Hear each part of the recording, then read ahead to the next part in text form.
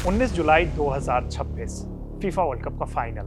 अगर FIFA world cup के final में लायनल मेसी कुछ भी नहीं कर पाए और अगर अर्जेंटीना के कप्तान को बार बार मिडफील्ड तक लौटकर गेंद को वापस लेके मूव बनाना हो रहा था और अगर 106 मिनट तक दुनिया का सबसे बड़ा प्लेयर अपनी मर्जी से एक भी बड़ा अटैक नहीं बना पाया तो उसके पीछे सिर्फ एक नाम था।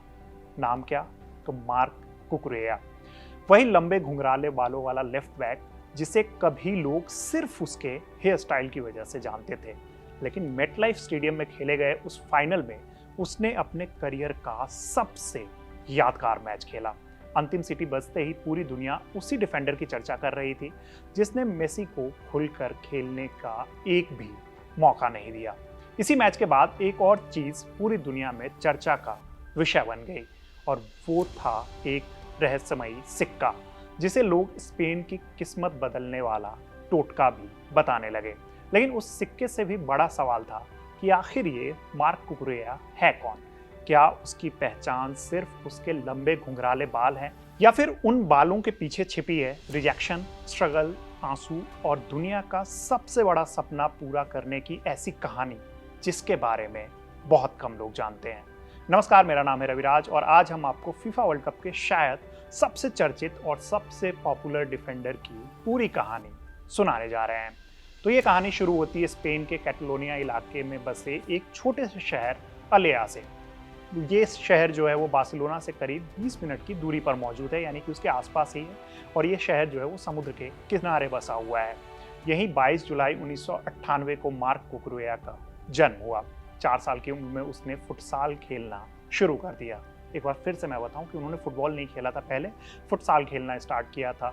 छोटे छोटे मैदान थे, तेज पासेज होते थे, कम जगह होती थी और वहाँ पे डिसीजन जो है काफ़ी तेज़ी से लेना होता है और यही उसकी फुटबॉल की पहली क्लास थी। उसके पिता ऑस्कर उससे स्पेनियोल की एकेडमी में ट्रायल दिलाने ले गए। वहीं से उनकी प्रोफेशनल जर्नी जो है वो शुरू हो गई। कुछ साल तक उसने स्पेनियोल की यूथ टीम में खेला, लेकिन फिर एक दिन सब कुछ बदल गया। सीएफ टैम के खिलाफ एक मैच में उनकी परफॉर्मेंस को देखकर बार्सिलोना के स्काउट गुलेर्मो अमोर और अल्बर्ट पुइग इतने ज़्यादा प्रभावित हुए कि उन्होंने तुरंत उसे ला मेसिया लाने का फैसला कर लिया और ऐसे में साल 2012 में कुकुरेया का यहीं से असली सफर शुरू हुआ। ला लीगा के मुताबिक बचपन में वो कार्लोस पुयोल और डेविड लुइस को अपना आइडल मानते थे और शायद यही वजह थी कि बाद में उसके खेल में कार्लोस पुयोल जैसी फाइटिंग मेंटेलिटी भी नजर आने लगी। ला मेसिया में कुकुरेया ने सीखा कि लेफ्ट बैक जो होता है वो सिर्फ डिफेंड नहीं करता बल्कि पूरी टीम का अटैक भी उसी एक जगह से शुरू हो सकता है। बाद में चेल्सी एफसी को दिए एक इंटरव्यू में उन्होंने कहा था कि अगर आज वो इस लेवल के प्लेयर हैं तो इसमें सबसे बड़ी वजह जो है वो ला मेसिया है। वहाँ उन्होंने Xavi, Andres Iniesta, Carlos Puyol जैसे प्लेयर्स को काफ़ी करीब से देखा था। हर दिन ट्रेनिंग में वही पोजीशन फुटबॉल, वही छोटे छोटे पासेस, वही प्रेसिंग और वही पेशेंस। हर चीज़ गेंद के इर्द गिर्द ही घूमती रहती थी। लेकिन फुटबॉल की दुनिया इतनी आसान नहीं होती है। ला मेसिया से निकलने वाले हजारों प्लेयर्स में से सिर्फ कुछ ही प्लेयर्स बार्सिलोना की फर्स्ट टीम तक पहुंच पाते हैं। कुकुरेया भी उन्हीं प्लेयर्स में से थे जिन्हें मौका बहुत कम मिला।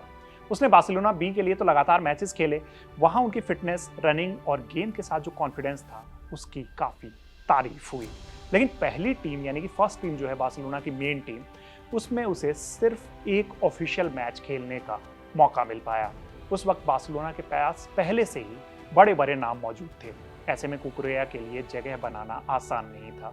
जैसे उनके पास लेफ्ट बैक पे देख लो तो जॉर्डी अल्बा लगातार मैचेस खेला करते थे।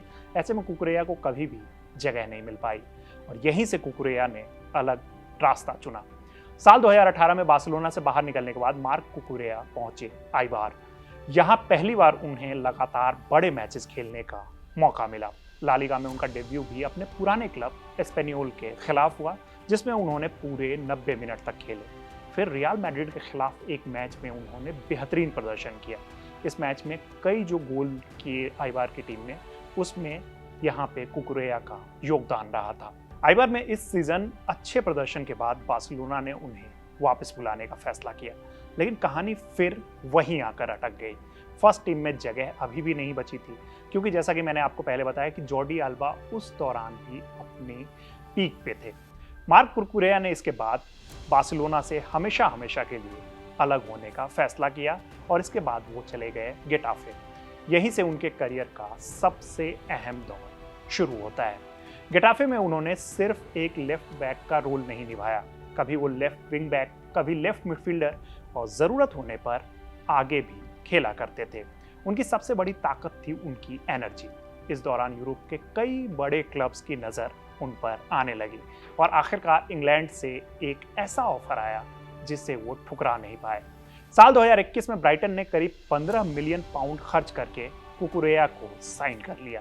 कुकुरेया ने जल्द ही प्रीमियर लीग की स्पीड के हिसाब से खुद को ढालना शुरू कर दिया। ब्राइटन के मैनेजर ग्राहम पॉटर ने भी बहुत जल्दी समझ लिया था कि उनके हाथ एक स्पेशल प्लेयर लगा है।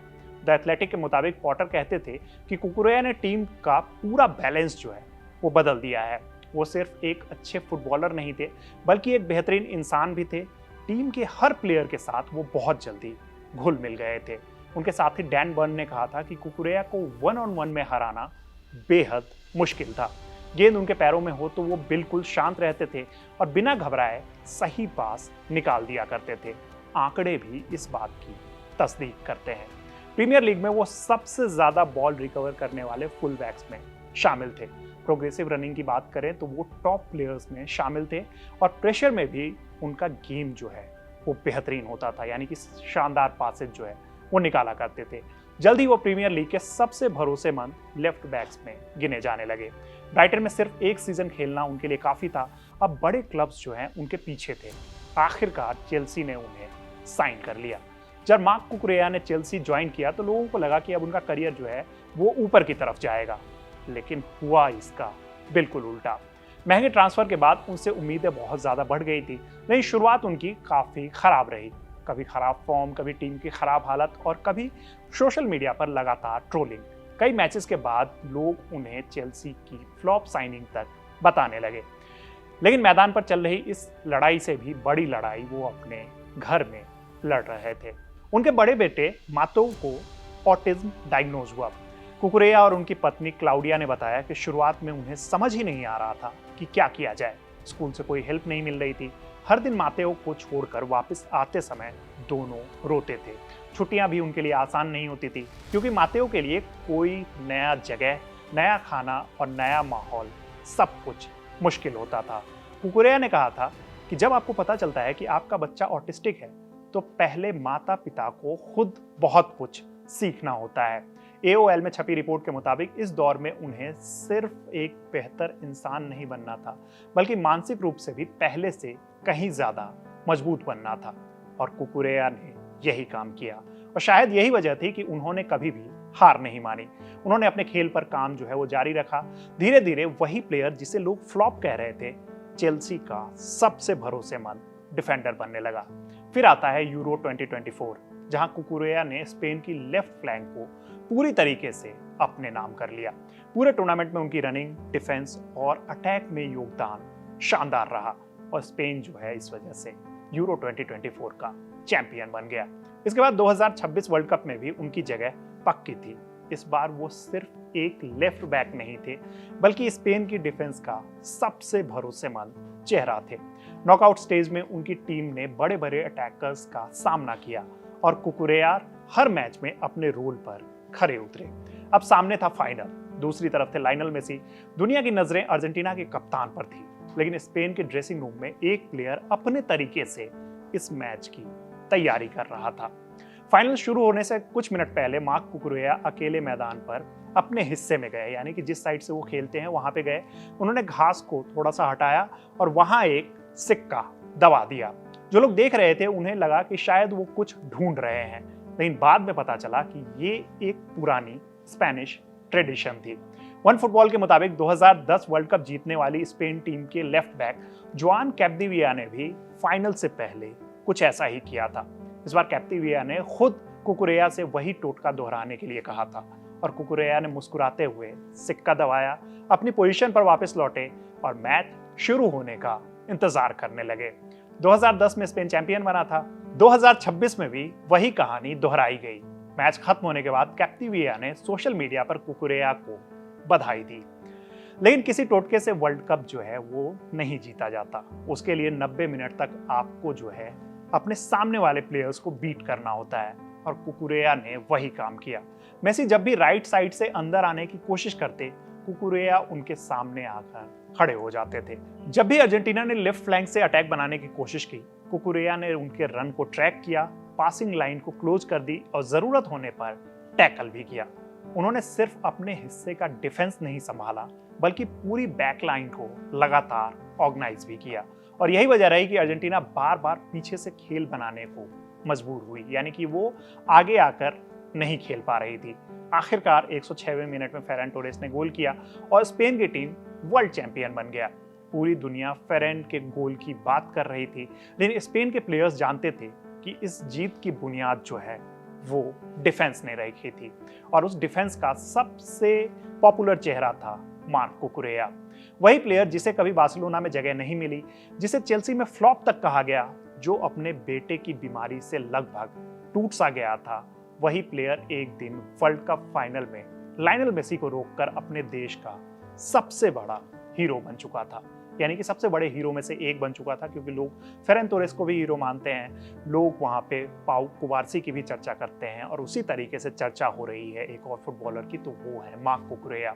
यही फुटबॉल की सबसे खूबसूरत बात भी है, यहाँ हीरो हमेशा सबसे ज़्यादा गोल या असिस्ट देने वाले नहीं होते हैं। कभी कभी हीरो वो होता है जो सामने वाली टीम के सबसे बड़े स्टार की एक भी नहीं चलने देता, और 19 जुलाई 2026 की रात मार्क कुकुरेया ने यही किया था।